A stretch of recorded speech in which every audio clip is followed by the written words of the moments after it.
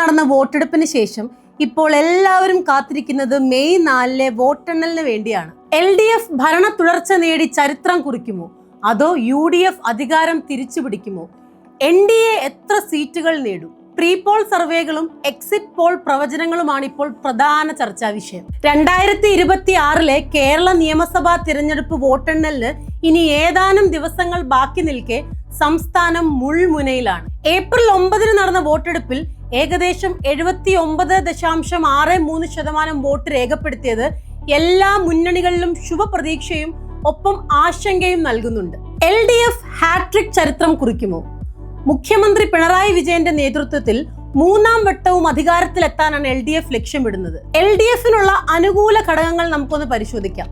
വികസന നേട്ടങ്ങൾ, സാമൂഹ്യക്ഷേമ പെൻഷനുകൾ, സർക്കാർ നടപ്പിലാക്കിയ അടിസ്ഥാന സൗകര്യ വികസനങ്ങൾ എന്നിവ വോട്ടായി മാറുമെന്ന് ഇടത് കേന്ദ്രങ്ങൾ വിശ്വസിക്കുന്നു. അതേസമയം LDF നേരിടുന്ന ചില വെല്ലുവിളികളുമുണ്ട്. ഭരണവിരുദ്ധ വികാരം, പിൻവാതിൽ നിയമന വിവാദങ്ങൾ, സംസ്ഥാനത്തിന്റെ കടബാധ്യത തുടങ്ങിയവ വോട്ടർമാരെ സ്വാധീനിച്ചിട്ടുണ്ടോ എന്നതാണ് പ്രധാന ചോദ്യം. ഇനി UDF പക്ഷത്തിലേക്ക് നോക്കിയാലോ? അധികാരം തിരിച്ചു പിടിക്കാനുള്ള പോരാട്ടമാണ്. കഴിഞ്ഞ 2025 തദ്ദേശ സ്വയംഭരണ തിരഞ്ഞെടുപ്പിൽ ഉണ്ടായ മുന്നേറ്റം നിയമസഭയിലും ആവർത്തിക്കുമെന്ന പ്രതീക്ഷയിലാണ് UDF. UDFന്റെ അനുകൂല ഘടകങ്ങൾ നമുക്കൊന്ന് നോക്കാം. സാധാരണയായി കേരളത്തിൽ കണ്ടുവരാറുള്ള ഭരണമാറ്റം എന്ന രീതി ഇത്തവണ തങ്ങൾക്ക് അനുകൂലമാകുമെന്ന് അവർ കരുതുന്നു. യുവാക്കൾക്കിടയിലെ തൊഴിലില്ലായ്മയും സാമ്പത്തിക പ്രതിസന്ധിയും ഉയർത്തിക്കാട്ടിയാണ് UDF പ്രചാരണം നടത്തിയത്. എന്നാൽ UDFനുമുണ്ട് ചില വെല്ലുവിളികൾ. ശക്തമായ നേതൃത്വത്തിന്റെ അഭാവം ആരോപിക്കപ്പെടുന്നുണ്ടെങ്കിലും VD സതീശനും K സുധാകരനും ചേർന്നുള്ള ടീം വർക്ക് ഫലം കാണുമെന്നാണ് അണികളുടെ വിശ്വാസം. ഇനി NDAയിലേക്കൊന്ന് നോക്കാം. NDA നിർണായക ശക്തിയാകുമോ?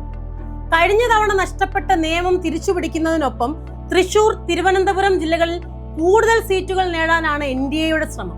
BJPയുടെ വോട്ട് വിഹിതം വർദ്ധിക്കുന്നത് ആരുടെ വിജയത്തെയാകും ബാധിക്കുക? പല മണ്ഡലങ്ങളിലും പോരാട്ടം ത്രികോണ മത്സരത്തിലേക്ക് മാറിയത് ഫലത്തെ അപ്രതീക്ഷിതമാക്കാം. എക്സിറ്റ് പോൾ പ്രവചനങ്ങളും വിവിധ മാധ്യമങ്ങൾ പുറത്തുവിട്ട പ്രീ പോൾ സർവേകളും പലതരം ഫലങ്ങളാണ് നൽകുന്നത്. ചില സർവേകൾ LDFന് നേരിയ മുൻതൂക്കം നൽകി 72-78 സീറ്റുകൾ പ്രവചിക്കുമ്പോൾ മറ്റു ചിലർ UDF 75-82 സീറ്റുകളോട് അധികാരം പിടിക്കുമെന്ന് പറയുന്നു. ചുരുക്കത്തിൽ മിക്ക സർവേകളും സൂചിപ്പിക്കുന്നത് കേരളം ഒരു ഇഞ്ചോടിഞ്ച് പോരാട്ടത്തിനാണ് സാക്ഷ്യം വഹിച്ചതെന്നാണ്. നിങ്ങൾ എങ്ങനെ വിലയിരുത്തുന്നു? ഇത്തവണ കേരളത്തിൽ ഭരണ തുടർച്ച ഉണ്ടാകുമോ, അതോ ഭരണമാറ്റം സംഭവിക്കുമോ?